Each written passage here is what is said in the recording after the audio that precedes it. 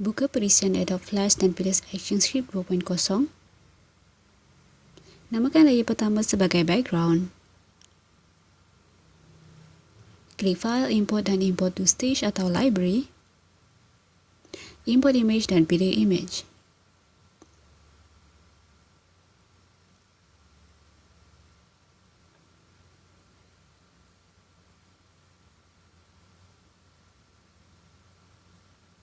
Tambah layer dan namakan sebagai Heli. Masukkan image Heli ke dalam stage. Resize image Heli mengikut kesesuaian dan kedudukan di atas stage.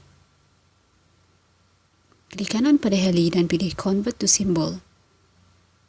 Namakan simbol sebagai chapter manakala pada ruang types pilih Movie Clip. Pada layer background pilih frame 50 dan tekan F5 untuk membuat frame baru.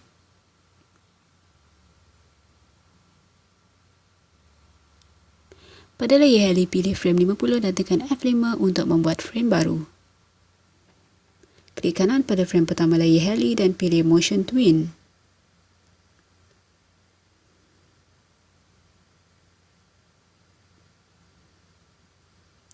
Klik pada layer Heli dan masukkan keyframe pada selang 5 atau 6 frame bagi menghasilkan setiap pergerakan yang berubah-ubah hingga ke frame yang terakhir.